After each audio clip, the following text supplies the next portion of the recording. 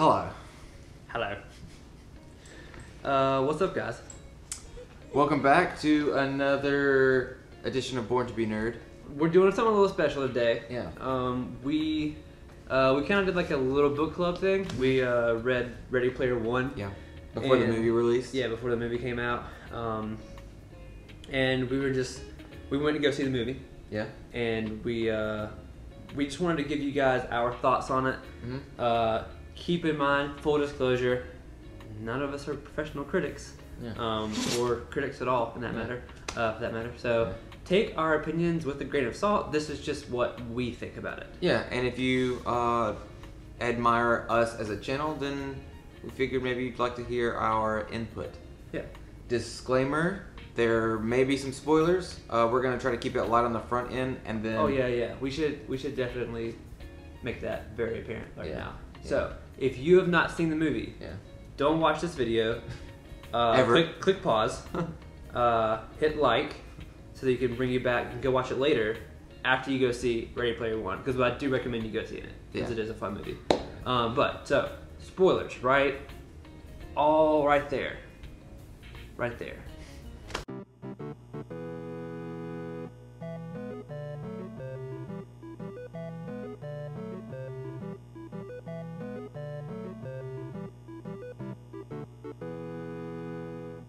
So I guess the biggest thing to announce if you're anticipating the movie, if you haven't seen it yet, is that it's a complete overhaul of the story. Mm-hmm. So it's very different than the book. It's almost a complete rewrite, and it's written by, what's his name? Ernest Hemingway. Ernest Cline. Ernest Cline. Yeah. So he did write the screenplay for the movie, and it felt like he was like, when he wrote the book, he was like, oh man, I should have done it this way, and so he got to change it all. Yeah, I was wondering about that when we went in, because Ernest Cline, he wrote the book. Ernest Cline is also he's a screenwriter by trade. Mm-hmm. So, and that's something that we talked about when we were talking about the book many times, is that I felt like I liked the book, but I didn't love it like a lot of people do, and I found there was a lot of problems with it, especially with character motivation, backstory, character development, but the world itself is like, it's so creative. Mm-hmm. It's so imaginative. It's just, there's like a bunch of details that it felt like a screenwriter was trying to get it like boom, boom, boom, choppy. You get a good scratch? Yeah? Oh yeah. It feels like he wrote the book as a screenwriter. Yeah. So I was wondering if he was going to be involved with, since he's a screenwriter by trade, if he was going to be involved with this actual screenplay for it, or if he was just going to get a story by. Mm-hmm. And it turns out, according to like the credits, he is like written by. Yeah. So, but yeah, like you were saying, it was like a huge overhaul. Yeah. Of a lot of stuff, like almost everything. Yeah. But I think that was a good thing. Yeah, I think it needed it. Without going into too much detail and criticism in the book, we both did feel like the characters were very shallow, and kind of unlikable in the book. Yeah, Wade especially. Wade, he was kind of narcissistic, a know-it-all, obnoxious about like his intelligence, and Halliday know how or whatever. And they definitely improved that in the movie. I think so. Yeah, and so I really enjoyed the character overhaul, and with that they still kept the characters' kind of overall like position within the story. Like the characters pretty much stayed the same. They were improved as far as character depth, and overall like likability, but they held the same like role in the film. They had the same backstories for the most part. Except Artemis. Artemis is kind of changed. But yeah, they added that little, which I thought was really nice. Because I didn't feel like they gave any back history of Artemis at all. Yeah, Artemis was definitely my favorite character in the movie. they definitely did a complete rework of her and made her a lot more just compassionate and likable. Took out that chat room scene, which like kind of made me hate her as a character in the book. So I'm like super glad they took that out. With the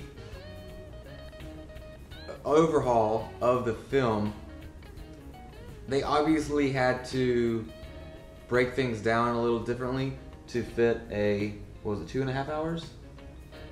2.5 hours? I don't know what it was. I think it was like 2.5. And I think a lot of people felt, including us, that it did rush things a little bit as far as plot and overall like setup for the story. Kind of stylistic of an 80s film, you know? Mm-hmm. And it was like I kind of made an analogy the other day. It's almost like Steven Spielberg went back in time, took the DeLorean back in time to meet his to his 80s self, grabbed that director and brought it back to modern day. Like, I was like, here's all the technology you can do, now film a movie. Yeah. And he made an 80s film with, 2018 technology. Mm-hmm. And so it kind of reads like an 80s film. You have the kind of shallow, like not shallow plot line, but rush plot line. Mm-hmm. Very linear. Yeah, very linear. Kind of obvious linear plot line. Like not as deep character development throughout the story. Mm-hmm. And then you have little things like cartoony punches and silly stepdads. Yeah. We were talking about certain things really worked as like a new age 80s teen movie. Mm-hmm. They worked. There was even a Wilhelm in there. I don't know if you heard the Wilhelm. Mm-hmm. When someone gets thrown off here. Like the Wilhelm stuff. Yeah. There's even one of those in there. Yeah. I don't know. Some of it was just a little too much. Like a little too. Yeah. This is what you were asking for, and it's exactly what you're getting. I completely understand the respect for 80s film culture and 80s pop culture and the merging of that with modern day. But I think the only thing from modern day that they kind of added to it was the technology, like and that was it. And the Oasis took place modern, was like very modern, but I felt like they should have added a little bit of that into the storytelling as well. Yeah. As far as really starting out with a strong intro, showing overall like arcing development of the characters, leading to an ultimate climax and then a beautiful resolution. Whereas in this one, it was just like a kind of an action from the beginning to the climax, and it was awesome. It was great, but I would have liked to have seen this delicate opening of the story of Wade Watts. A lot of people are always saying like the book is better than the movie. They changed so much. Why did you even call it Ready Player One, or why did you even call it Hunger Games, or whatever? But in this instance, like, it needed a complete change. Like, I'm sorry, but it absolutely did. Yeah. To work as a movie. To work as a film. Yeah. And I think the writers who reworked the script, changing even little things, like there were complete sequences that were like way different in the book, like or in the movie, but they worked way better. Like, for example, all the keys, all of that was completely different, which was nice because it's like, I don't want to watch what I've already seen it. I've already read about it. So it needed to be kind of a mystery to us as well as the people who didn't read it. So it was new for everyone. Yeah. So that was really well done. Yeah, I do think the book needed rework because the book itself was kind of it was like 75% exposition, and explaining what the 80s reference was, what its importance was to Halliday, and all that. And the movie got rid of all of that. Yeah. It just, and I love that. I think it needed it, and I think they added really good content and placement of those moments. They still kept kept you like they still helped you understand that Wade knows a lot about Halliday. You know what they did with that I really dug that they did with that? Just the entrance of the introduction of the center, the research center, the Halliday Research Center.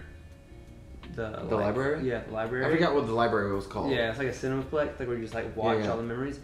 Just that alone, that was all I needed. Yeah. Like that's all I needed to know that like Wade is like a Halliday file. Yeah. Like, you know what I mean? I didn't need every 5 minutes.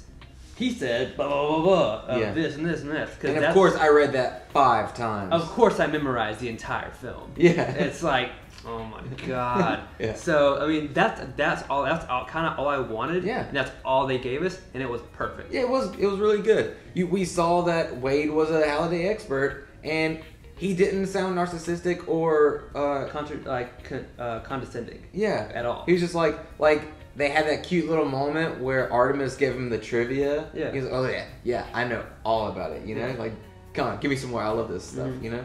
And it's like, that's funny, you know, and then they moved on. They're just like, yeah, all right, there you go. Yeah, it was nice. Yeah. What do you think of the adaptation of the characters? Wade, I thought, was 100% better in the movie. Yeah. 110% better. Yeah, I really liked Wade. I kind of actually hate Wade. And he just did the whole thing. Shit, sorry. Wade as a character in the book is really annoying, like we've already said. In the movie, he is way more likable. He's kind of like, Team Sulky, but it's okay. Like I buy it. He's also got enough of a personality though to make up for it. Yeah, I buy it. He's kind of like giddy and like nervous and. The one thing that I don't know. I'm on the fence about. In the movie, he's much more split. As far as how much he delves into the real world, how much he delves into the Oasis. Yeah. In the book, he's just Oasis. Yeah. Just screw the real world. I am all about virtual reality. And in the movie, he accepts it. Like he accepts the real world way easier than he does. Which I kind of liked it. I didn't find a problem with that at all. Yeah. I think for all of that to happen, we needed to see the state of the world more, but we didn't see that. We didn't. Yeah. So because of that, we can't really see him hate the world because it didn't show us how bad the world was. If it was even bad in the movie, in the world that the movie created. It didn't seem that bad to me. I'm gonna be honest. No, the stack looked pretty happy. Yeah. Yeah. The book makes it seem very much like the world is in a shitty place. Yeah. It's a very much like environmental take on where we are now. Yeah, and what could happen if we don't straighten up. And the movie is just kind of like, we're out of whatever it was, like ketchup and corn syrup. Yeah, everything that it's like it's kind of okay. We have our little community gardens. Yeah, everyone's smiling. They're kind of happy. Yeah, and that's not the world at all that was in the book. Yeah. So that was kind of weird. I thought, I don't know. I just thought it was it was like definitely different, but I thought it was just kind of not consistent with how the world was supposed to be. Yeah. One of the biggest things that we talked about as far as a lost character was Morrow himself. We talked about how we liked what they did with him in the movie as far as making him the librarian, but the whole thing that they took away, they took all the rest of Morrow's content from the book. Unless it was in flashbacks. Exactly. To the very end. Exactly. And I think one of the biggest things that we talked about that was lost in the movie was the fact that Morrow and his wife created the program that raised Wade. Yeah, raised him. That was one of my biggest things too, because that was one of the parts I didn't like we said before, I didn't like Wade as a character in the book, but one of the things that I really did like that they added in the book was the fact that Wade was, he lived in the Oasis basically, and he was raised in the Oasis by these learning modules that Morrow and his wife created. And in the book, when he meets him, there's like this genuine admiration and love that he has for Morrow. And a respect and a thanks that he gives for showing him, for teaching him how to read, for Christ's sake, you know. And that, I felt like that was a huge missed opportunity. Like, they didn't even mention the fact that his wife and him created this whole other platform just to help kids read. Like, that was their passion. They didn't even mention it. I feel like just kind of a missed opportunity in the book, because like you have an actor like Simon Pegg, who is a damn good actor, and even in that little bit at the end where he like gets choked up, like you can see that he can bring emotion to a scene like really easily, and that could have been a really good emotionally drawing scene if they'd have added it. Absolutely. So, absolutely. Yeah, I was a big fan of that in the book. I think they can't dwell on all this in one movie. Yeah. But I think it all ties back to needing a stronger intro of Wade. This is the intro I pictured. I pictured it opening up like it did with him coming out of the stacks. That was great. I was like, oh, here we go. And showing like him like sneaking through the stacks. And as he's sneaking through the stacks, being like, we don't go outside. You know, you're not supposed to be outside. It's really bad. The world's gone. Maybe you could show clips of things around the world, like chaos and anarchy and disaster and famine and all these things that exist to show why it's such a risk being alive. And then talking about what he's done up till now. You know, I've snuck into my van. I have this gear because I go to school. My mom, you know, did what she did to try to raise me. They're dead now. He said that in the movie. And introduced the stuff with Mara and how he was raised on the Oasis. To introduce his love for the Oasis, his escape to the Oasis from the real world, and his obsession with Halliday. That's how they should have started it. In my opinion. I agree. There was there was just an opportunity lost there to not only show, not only to give emotional depth to the movie, but also to like clear up to everyone who had no idea what was going on, where exactly not only we are, but where Wade is, the protagonist in the story. You know, our avatar into the story, where he is in this world. So I agree. I agree with that. I do want to say, one thing that I don't know why, but it just stuck out to me. Wade's walk on his avatar, I freaking loved his almost like John Travolta like strutting. I freaking love that. I don't know why. I just like, I saw it and I was like, that's a confident Wade Watts. I like that. Shoto, loved the fact that he was like a little 11-year-old kid. That was pretty funny. Which they called him Sho in the movie. Yeah, but that was cute. I like that. Yeah, I just don't know it. Like the Daito and Shoto thing refers to the two swords that a samurai wears on its waist. So what does Sho mean? Just a shorthand of Shoto? Like why didn't they, like, I don't know. Why get rid of one syllable? I don't know. It was just like to add. But I love that they made him 10. Yeah, it was really funny. Yeah. It was like comical. He's like, you're really young. He's like, you think I'm gonna tell people how old I am? Yeah.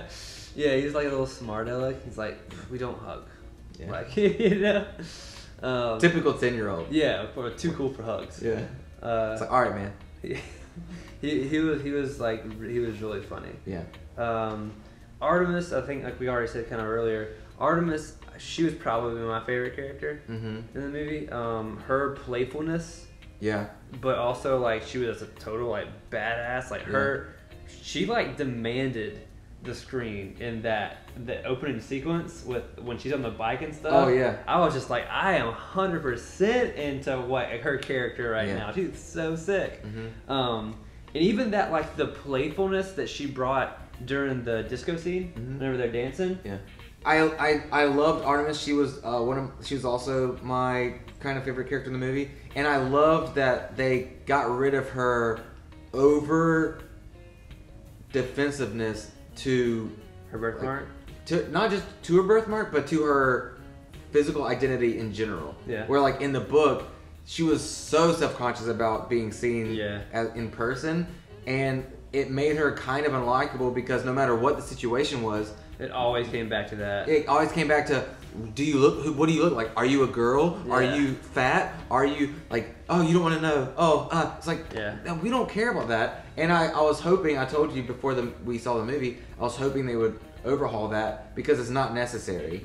And they did, and they made her so much more like self-conscious but confident. Yeah, she was more confident, and she was, as a character, way more likable. Yeah, like she was a little scared for Wade to meet her, but once he did meet her, she was like, I mean, here I am. And he was like, I accept you, and she was like, okay, cool, moving on. Yeah, and that was good. I really liked that. Sorrento, well, Ben Mendelsohn, that is his name? I don't remember. I think it's Ben Mendelsohn. It might be Ben Mendelsohn. No, stop it. He shows up, man. Anything he's in, he shows up. He's brilliant. And he did the tyrant, the '80s tyrant, perfectly. Changed his teeth. Yeah, they did change his teeth. I don't know if that was in real life or if he got if he got veneers or something. Yeah, or if that's just for the movie. I'm not sure. But I dug him as a ruler. And his avatar fit him perfectly. Yeah. I think I really liked him as Sorrento. I felt like they missed a lot of opportunity to make Sorrento like more human, just recognizable as the antagonist, and not only the antagonist but as the villain, because like they made him the antagonist, but for me he felt more of like just a corporate businessman. Yeah. That like. Well, he said that a lot. Yeah, but fooled you. They didn't feel like a villain to me. Yeah. It just felt like a businessman that was kind of getting in the way of things. Whereas in like the book, he's like a Sorrento, lot colder. He's a lot more like ruthless in the book. Yeah, he is, and he represents IOI's agenda to take over the world. Yeah. Whereas in the movie, they didn't really talk about much about how IOI was controlling everything, how they wanted to. Yeah, they didn't talk about the sinners and like how they control. You have to like have literally everything. Yeah, like almost every port. It's like 80% or something of the ports into the Oasis. You have to go through IOI servers. Yeah, and it's like yeah, it's like total monopolization and domination of. And here they were a corporate organization in control of a lot of things dealing with the Oasis. But they didn't really go into much detail, which, I mean, they don't have time to do that. Yeah. But they didn't control the cops. They didn't control, anything like that. Whereas in, like, the book they did. And so they felt like just a screwed up corporate business, like, the corporate businesses that we understand exist today. And I think that would have been needed to make Sorrento feel like more of a villain in my eyes.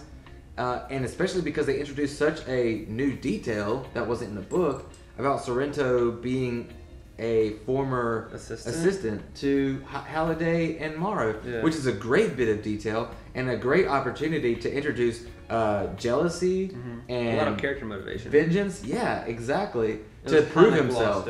It was, and I think that like they introduced that and made it like the perfect opportunity to be like to show him in like his room by himself or something, like throwing a fit or whatever, talking like maybe he runs into Morrow or Halliday and he's like talking about like, you never respected me. I gave you all these informations. Like it showed that clip of him like trying to like give Halliday like, oh yeah, you could do this, you could do that. Yeah. And Halliday instead of like Halliday knocking him down, he just like disregarded him. Yeah, he was just like, oh, this coffee, thanks for the coffee. It's like, funny. He's like completely ignored. But if he had been like shut him down, like, dude, you're not made for this, or something like that, like something that Halliday would like say without knowing how much damage he was doing, because that's how Halliday is. Yeah. And we could have seen the rage build in Sorrento. That would have been great. I would have loved to see that. I would have loved to see that spark the villainous future that he would hold in the story. But we didn't get that, and I felt like Sorrento was just a corporate businessman trying to get ahead of the game, and I wanted to see that. I missed that, Yeah. I was kind of sad to see them remove like the dungeon raid challenge, the first one. Just because we love Skyrim, and that was so typical Skyrim, and I would have loved to see that. But the race was a spectacle. It was awesome. The race was dope. It was so good. It was really fun watching on the big screen. So I was like, you have to trade. The dungeon would have been boring to watch. It would have been a good nod, and I would have loved to see it. It wouldn't have been. See, here's the thing. Here's what I would say. It wouldn't have been boring to watch, and this probably comes down to like a licensing thing. It wouldn't have been boring to watch if they replaced it with something like Skyrim or something like Dragon Age, where he's still going through a dungeon, but that's the end thing where he has to fight a boss like that instead of doing like the arcade thing. But you're still doing dungeon crawl instead of having this huge open world race that everyone obviously knows is the way to get the key. And you just don't know how to get the key. Exactly. But we talked about how they did the race on this completely public domain because I feel like the dungeon being hidden on Ludus, where Wade goes to school, is a little convenient and exclusive to him. Whereas in this, everyone could go, no one could win, and then Wade was the one to finally realize how to do that. Which introduced his hero, like his placement as a hero in the story, but also made it more logical as to being able kind of like a stroke of luck rather than being chosen. Challenge 2, The Shining. What'd you think of that? I thought it was kind of, honest to God, I forgot about it when we were leaving, and I was like, what even was the second challenge? And then it came back to me. It was funny. It was really funny. The whole H sequence with him, we talked about it could have been funnier. They kind of missed opportunity, but it was funny in itself. I heard you oohing and ahhing when they showed the scene. Going to the Overlook, that was freaking awesome. Just because I read The Shining way too young. I was 12 years old and just being scared out of my mind. And then I've only seen The Shining once, and it scared the shit out of me. I was like 15. I'm not gonna watch it. Yeah, it scared the absolute hell out of me. But just seeing it, seeing the Overlook, so sick. I don't know if they recreated that set or if that's actually they went back to an actual hotel. Remastered the footage. I don't know, but it was really well done. Yeah, it was really good. They had to have remade at least part of it. Yeah, it was really. I liked it. It introduced the playthrough movie aspect of the book. But made it less interactive and more just you're in. It's you're in that world, but it's not the world isn't the game. It's just the map. And then the third challenge was the final arcade game, which is Adventure, which was. Where was that in the book? Was that the first challenge? Adventure wasn't in the book. Adventure wasn't a challenge in the book. He talks about it. At the intro about why Halliday chose Easter egg. It was just more exposition. And I actually admired the fact that they brought that back around circle. It's almost like the guy was like, oh man, that should have been the last mission, And then they made that in the movie, and it was really good. It was really cool. I liked it too. I thought it was simple, but poetic, Challenges were great. They were really entertaining. What did you think about the characters within the Oasis? Their avatars? Yeah, the avatars, the materials, the gaming aspect, the Iron Giant. I think my favorite part of the film was the beginning race, at the beginning, and the battle at the end with the Iron Giant, and whenever Shoto calls out, or Daito calls out Gundam. The theater went crazy whenever that happened. It was pretty freaking cool. Yeah, that was a great scene. That was a lot of fun, and it was really fun being a part of a community. During that scene, because we had just you whispered to me, you were like, I think I looked over and I was like, I thought there was a Gundam. I was like, I don't think there's gonna be a Gundam in this. Yeah, and I said. They couldn't get the rights to all that stuff. Probably couldn't get the rights. And then as soon as we turned back to the screen, he's like, I choose Gundam. You're like, Gundam. Yes! He pulled on the glove. It was so sick. Everyone lost their shit. That was a lot of fun. I think that's where the movie excels. Yeah. I think that's what's gonna keep that movie popular and give it the respect that it's trying to earn, is because it's gonna give everybody a chance to see their favorite characters come to life. Yeah, it does what the book does too with like people who grew up in the 80s and 90s, is that it brings back nostalgia. It's a lot of nostalgia. Yeah. When you see like the Iron Giant and at the end and like he gives the thumbs up from freaking Terminator or whatever, it's like, it's awesome. Yeah, I think its action and like the spectacle of it is where this movie really excels. That last battle sequence is just so good. The last battle sequence is amazing. Seeing all the weapons and the just everything, it was just really good. So yeah, I mean, wrapping up, guys. Overall, do I think people should go see this movie? 100%. Absolutely. Odds are you're gonna get some type of nostalgia and nerd reference from at some point during this movie. Even to the soundtrack, which we didn't really talk about. Love the soundtrack in this movie. It was like so good.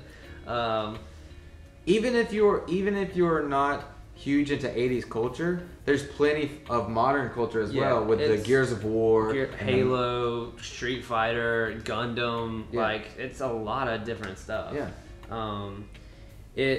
Overwatch. There's a lot of Overwatch. There's a Tracer. Wow, a lot of Tracers all over the place. Just like a Dragon Con. Yeah. Tracers everywhere.